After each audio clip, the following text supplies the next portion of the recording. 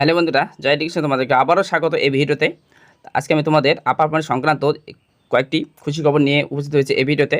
অবশ্যই তোমরা ইতিমধ্যেই যে 25 তারিখে যে আগামীকাল অর্থাৎ বুধবার যে তোমাদের প্যানেল প্রকাশিত হওয়ার কথা রয়েছে আপার প্রাইমারি, তো অবশ্যই এটি সম্পর্কে তোমরা অবগত হয়েছ।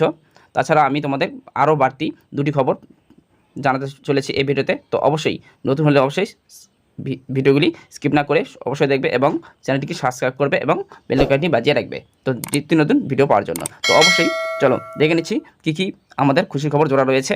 তো ইতিমধ্যে তোমরা কিন্তু 25 তারিখে যে হাইকোর্টের নির্দেশে যে 4 সপ্তাহের মধ্যে যে প্যানেল প্রকাশিত হওয়ার কথা বলা হয়েছিল, তার পরিবর্তেই কিন্তু সেই ঘটনাটি ঘটে গেল। আগামীকাল কিন্তু তোমাদের সেই 25 তারিখ যে প্যানেল লিস্ট সেটি কিন্তু প্রকাশিত হতে চলেছে। সেখানে হাইকোর্টের নির্দেশে যে 14,052 জনের যে প্যানেল প্রকাশিত হওয়ার কথা ছিল সেটি হয়তো প্রকাশিত হতে চলেছে কালকেই। তো এখানে কাউন্সিলিং সংক্রান্ত কিন্তু এখনও কিন্তু সেই রকম কোনো নির্দেশ দেওয়া হয়নি। সেক্ষেত্রে বলবো কিন্তু তোমাদের শেষে, তো অবশ্যই স্কিপ না করে শেষ পর্যন্ত ভিডিওটি দেখবে, ঠিক আছে?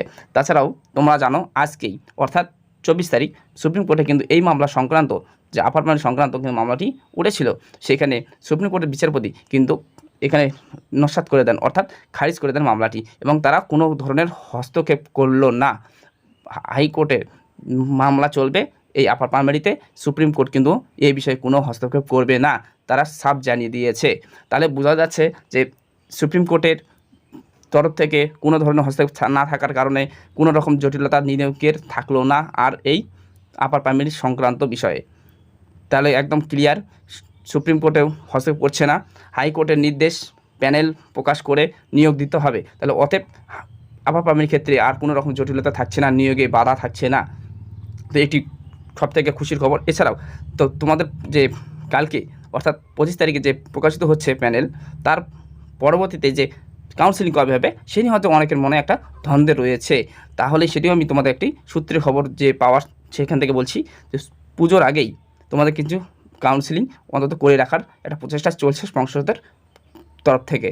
তো সেটি কীভাবে তোমরা জানো, 7 তারিখের দিকে কিন্তু পুজোর একটা যে ঘটনার কথা, অর্থাৎ পুজো শুরু হওয়ার কথা 7 তারিখ থেকে, তার আগেই অর্থাৎ 5, 6, 7 তার আগেই তোমরা কিন্তু 4, 5 থেকেই তোমাদেরকে একটা কাউন্সিলিং সংক্রান্ত যে নোটিশ, এই নোটিশটি কিন্তু প্রোভাইড করার একটা সম্ভাবনা রয়েছে।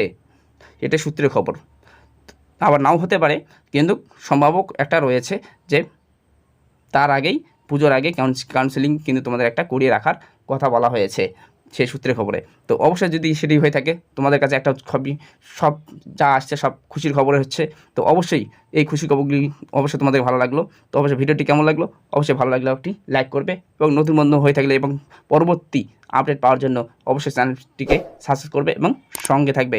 তো দেখা হবে পরের ভিডিওতে বিভিন্ন আপডেট নিয়ে, এবং পরবর্তী আপার প্রাইমারি সংক্রান্ত আপডেট নিয়ে দেখা হবে পরের ভিডিওতে। ততক্ষণে ভালো থাকবে।